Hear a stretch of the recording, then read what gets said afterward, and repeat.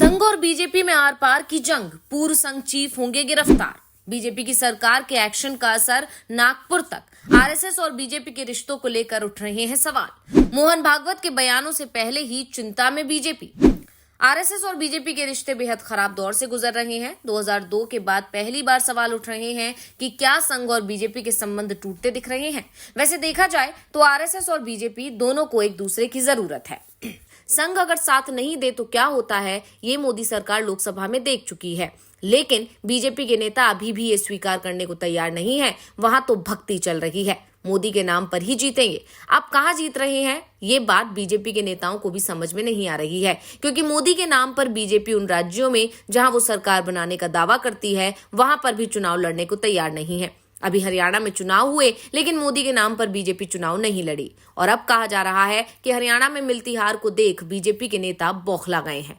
इस बीच ये खबर भी आ रही है कि आरएसएस से जुड़े पूर्व चीफ को गिरफ्तार करने की कोशिश तेज हो गई है। बीजेपी सरकार की तरफ से उन्हें गिरफ्तार करने के आदेश दे दिए गए हैं। घर पर छापेमारी हो रही है तो आरएसएस के पूर्व चीफ फरार हो गए हैं। सवाल उठ रहे हैं कि क्या संघ और बीजेपी के बीच अब आर पार की लड़ाई शुरू होने वाली है, और इसी पर हम अपनी इस रिपोर्ट में बात करेंगे।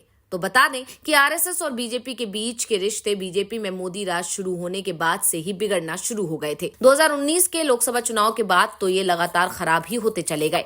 बीजेपी नेताओं का दावा था कि संघ की बिना मदद के भी हम लोग आसानी से जीत रहे थे। मोदी का नाम था, उनके नाम पर चुनाव जीते हैं। विपक्ष के पास मोदी के जैसा कोई नेता नहीं है, आगे भी चुनाव मोदी के नाम पर ही जीतेंगे। बीजेपी के अंदर संघ को किनारे लगाने की कोशिश तो तभी से शुरू हो गई थी जब 2023 में एमपी, राजस्थान और छत्तीसगढ़ में बीजेपी की सरकार बनी, तो मोदी का डंका बीजेपी के अंदर पीटा जाने लगा। संघ को किनारे लगाने की तैयारी शुरू हो गई। आरएसएस चीफ की तरफ से कहा गया कि शिवराज के नेतृत्व में बड़ी जीत मिली है। संघ का कार्यकर्ता शिवराज से खुश है। प्रदेश का वोटर चाहता है कि शिवराज सीएम रहे। संघ ने पूरी ताकत लगा दी, लेकिन अमित शाह बोले कि हमें शिवराज नहीं चाहिए। दरअसल कहा गया कि नरेंद्र मोदी शिवराज की लोकप्रियता से घबराए हुए थे, इसलिए शिवराज को किनारे लगाने की कोशिश की गई। बड़ी जीत दिलाने वाले शिवराज से सीएम पद छीन लिया गया, लेकिन जब जनता के अंदर इसे लेकर गुस्सा देखा गया तो बीजेपी हाईकमान भी हिल गया।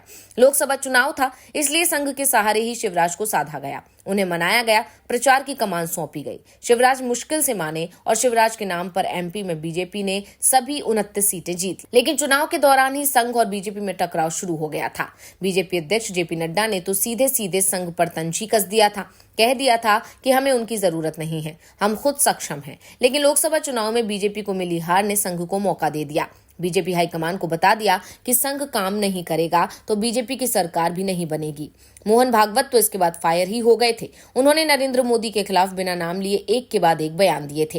लेकिन अब जब मोदी सरकार तीसरी बार केंद्र में बन गई है, सहयोगियों को साथ दिया गया है, तो एक बार फिर से बीजेपी संघ को किनारे लगाने की तैयारी में जुट गई है। अब संघ के नेता आगे आगे भाग रहे हैं और बीजेपी की सरकार की जगह उसकी पुलिस पीछा संघ से जुड़े दिग्गज नेता का कर रही है। संघ नेता को गिरफ्तार करने की तैयारी हो रही है। दरअसल गोवा के पूर्व आरएसएस चीफ सुभाष बेलिंकर को फरार घोषित कर दिया गया है। पुलिस उनकी तलाश में छापेमारी कर रही है। गोवा के सीएम प्रमोद सावंत ने उन्हें गिरफ्तार करने के आदेश दे दिए हैं, जिससे नागपुर से लेकर दिल्ली तक हलचल मच गई है। प्रमोद सावंत के आदेश को लेकर दिल्ली से कोई बयान नहीं दिया गया है। दरअसल गोवा के पूर्व संघ चीफ का कोई अता पता नहीं चल रहा है, उनसे किसी तरह से संपर्क भी नहीं हो पा रहा है। ये पहली बार हो रहा है कि केंद्र में बीजेपी की सरकार है, राज्य में भी बीजेपी की सरकार है और आरएसएस नेता पुलिस के डर से फरार चल रहा है।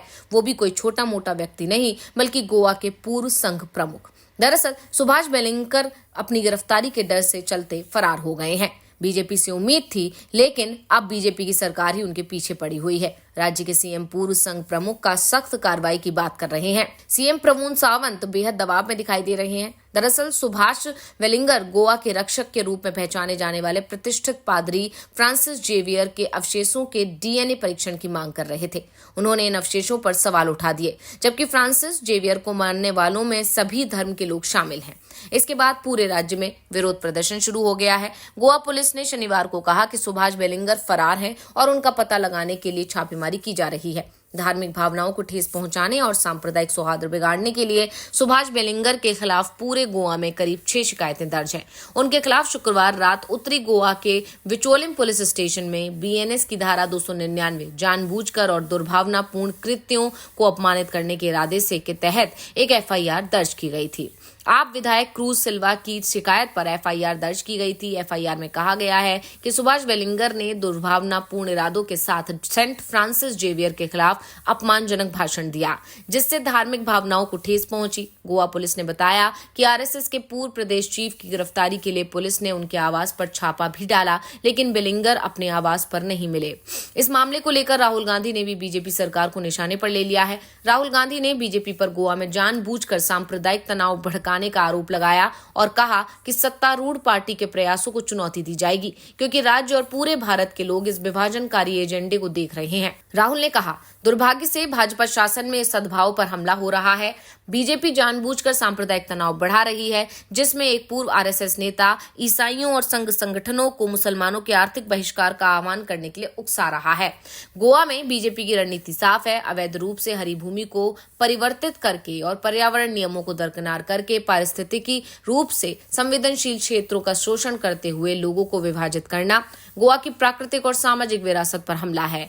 बीजेपी के प्रयासों को चुनौती दी जाएगी। गोवा और पूरे भारत के लोग इस विभाजनकारी एजेंडे को देख रहे हैं और एकजुट हैं। वहीं गोवा के चर्च अधिकारियों ने सेंट फ्रांसिस जेवियर पर टिप्पणी करने के लिए पूर्व गोवा आरएसएस प्रमुख सुभाष वेलिंगर के खिलाफ विरोध प्रदर्शन के बीच तटीय राज्य में शांति और संयम की अपील की है। मामले में एक अधिकारी ने पहले बताया कि पुलिस ने दक्षिण गोवा के मडगांव शहर में शनिवार देर रात प्रदर्शनकारियों के एक समूह पर बल प्रयोग किया।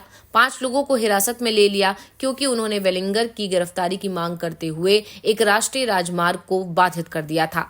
दूसरी तरफ प्रदर्शनकारियों ने एक अल्टीमेटम भी जारी किया, जिसमें संघ के पूर्व चीफ को जल्द गिरफ्तार नहीं किए जाने पर पणजी को जोड़ने वाले जुआरी पुल को बंद करने की धमकी दी गई। शनिवार को प्रदर्शनकारियों ने मडगांव, अंजुना और ओल्ड गोवा में सड़कें जाम कर दी। राज्य की तमाम राजनीतिक पार्टियों का भी समर्थन प्रदर्शनकारियों को मिल रहा है, जिससे बीजेपी बेहद दबाव में दिखाई दे रही है। इस पूरे मामले में कांग्रेस ने भी गोवा की बीजेपी सरकार पर सवाल उठाए हैं। कांग्रेस की तरफ से बयान जारी करके कहा गया है कि गोवा में सांप्रदायिक सद्भाव, शांति और सभी परंपराओं और संस्कृति के प्रति सम्मान की एक अद्वितीय पहचान है। ये सुनिश्चित करना सरकार की जिम्मेदारी है कि एक दूसरे के साथ प्यार और स्नेह साझा करने का ये संवेदनशील ताना बाना संरक्षित रहे। वहीं गोवा फॉरवर्ड पार्टी के अध्यक्ष विजय सरदेसाई ने कहा, दुर्भाग्यपूर्ण टिप्पणियों के बाद सभी धर्मों के गोवा वासियों की भावनाएं आहत हुई हैं। क्या सरकार की भावनाएं आहत नहीं हुई हैं? और गोएंचो साहिब, जिन्हें प्रधानमंत्री ने फरवरी में शांति और एकजुटता का प्रतीक कहा था, उनके खिलाफ इस तरह के अपमान से माहौल को खराब होने से बचाने के लिए सरकार क्या करेगी? तो विपक्ष ने बीजेपी को बुरी तरह से घेर लिया है और इसी के चलते प्रमोद सावंत को गोवा के पूर्व संघ प्रमुख की गिरफ्तारी का आदेश जारी करना पड़ा है।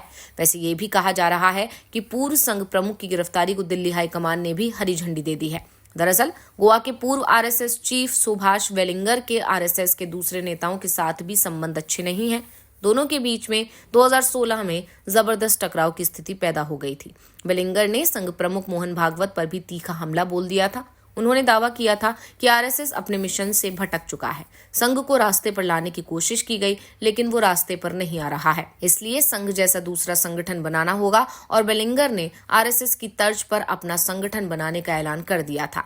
उन्होंने संघ से रिश्ते भी तोड़ दिए थे, लेकिन अब उनके बयान ने पूरे गोवा में हंगामा मचा दिया है। तो ये रिपोर्ट आपको कैसी लगी, हमें कमेंट करके अपनी राय जरूर दीजिएगा और इसी के साथ हमारे चैनल को लाइक करना, सब्सक्राइब करना ना भूलें। साथ ही इस वीडियो को शेयर जरूर करें। धन्यवाद।